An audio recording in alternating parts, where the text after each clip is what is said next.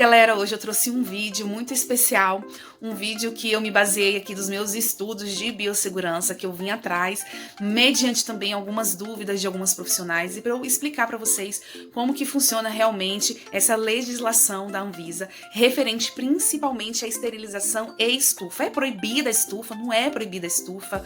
Como que é isso? Porque uns falam que sim, outros falam que não. Então eu fui buscar aqui, mergulhei aqui nesse emaranhado de assuntos aqui de Anvisa, de lei, para poder trazer para vocês aqui qual que é o certo. O negócio é o seguinte: a Anvisa, a Agência Nacional de Vigilância Sanitária, ela não tem uma norma federal que vai para todo mundo de uma vez só, tá? Então, assim, quem que regulariza o seu estabelecimento de beleza, de salão de beleza, qualquer tipo de estabelecimento de beleza na sua cidade, é a Vigilância Sanitária Municipal e Estadual. Então você tem que entrar em contato um com o outro para ver se está a mesma situação, porque às vezes um órgão, ele adapta, né, o documento dele de um outro órgão, né, raiz dele. Então a Vigilância Sanitária Estadual pode contribuir para a Vigilância Sanitária Municipal. Tá? Então, o que acontece? É bom você entrar primeiro em contato com a sua vigilância municipal, ver como é que tá, estadual, ver como é que é a situação deles. Então, como não existe isso, cada estado, cada município tem as suas normas de vigilância sanitária.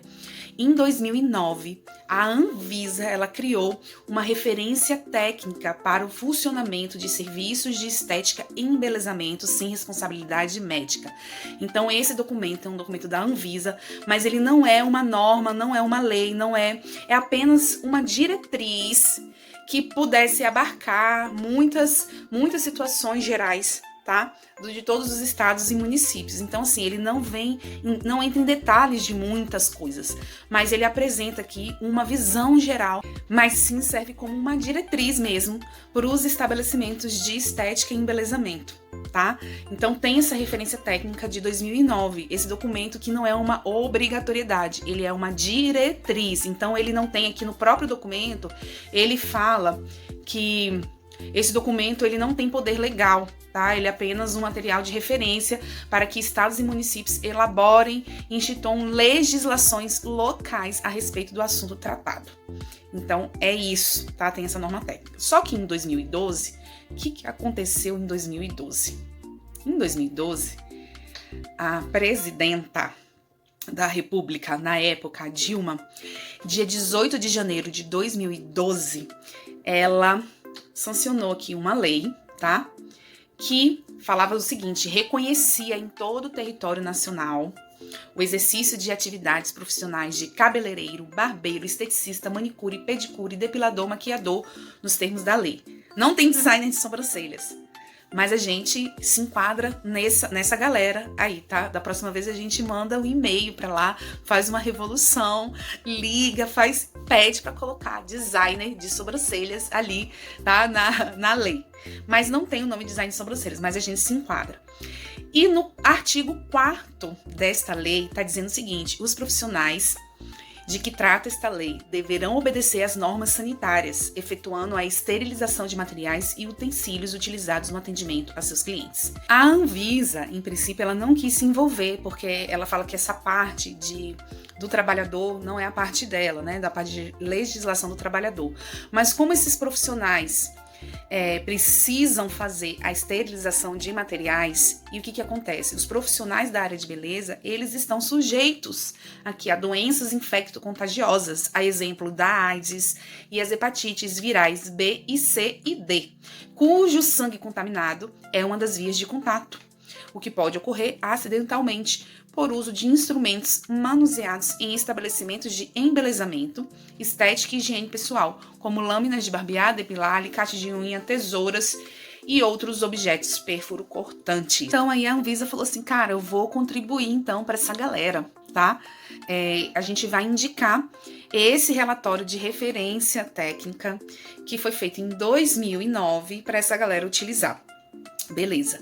Aí eles indicaram. Só que eles precisavam fazer um AIR. O AIR é uma análise de impacto regulatório, que é feita após a sanção de uma lei. Então, o que eles fazem? Eles fazem um relatório de análise mostrando qual foi o impacto dessa lei naquela situação. Então, eles fizeram esse relatório. E como que eles fizeram? Eles juntaram informações do IBGE e informações do Sebrae, do MEI, e fizeram essa junção de informações e descobriram algumas coisas, tá? Eu vou colocar algumas curiosidades que eles descobriram. Eles descobriram que 80% dos estabelecimentos de cabeleireiro tem de 0 a 4 funcionários. 0 porque muitos é a própria pessoa que é o cabeleireiro, que é a situação do autônomo, né, do microempreendedor, da equipe, é esse cara aí, tá? Uma outra coisa interessante é que o número de MEIs é 6 vezes maior que o número de estabelecimentos comerciais que estão abertos, regularizados. Ou seja, é 6 vezes mais o número de MEI. Então, eles supõem que essa diferença de 5, né, de 5 pessoas, de 5 MEIs, de 5 CNPJs, significa que tem uma galera que não é regularizado, que trabalha em domicílio, que trabalha na própria casa, que trabalha atendendo domiciliar, que trabalha irregular, né? Que não tem nada aberto no nome dele, regularizado. E uma das desconformidades mais encontradas na maioria das vigilâncias sanitárias, eles entrevistaram alguns representantes pegaram dados, né, de algumas vigilâncias sanitárias, e aí 70% das autuações das vigilâncias sanitárias é justamente por causa de esterilização de material, tá? 70%.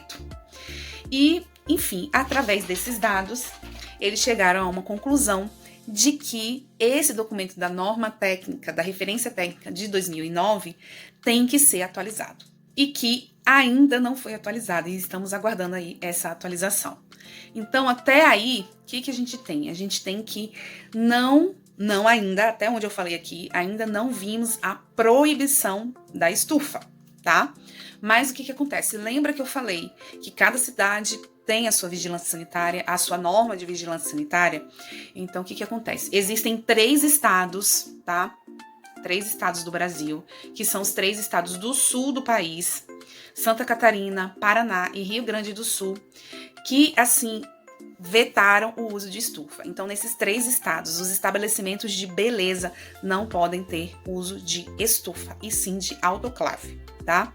No meio médico, a estufa ela já foi abolida. Não pode ser usada estufa no meio médico de forma alguma, tá? Mas a proibição na área da beleza é somente nesses 3 estados. Mas, tá? A Anvisa, ela indica que aonde ainda se usa estufa, se troque por uma autoclave, beleza? Então, até aí é o que a gente tem de informações, tá? Então, eu trouxe aqui esse histórico para vocês, esse contexto, para vocês entenderem. E aí, a gente vai falar mais pra frente, em outros vídeos, a diferença da estufa, da autoclave e por que você deve trocar a estufa pela autoclave, tá bom? Beijo, galera. Obrigada aí pela atenção de vocês.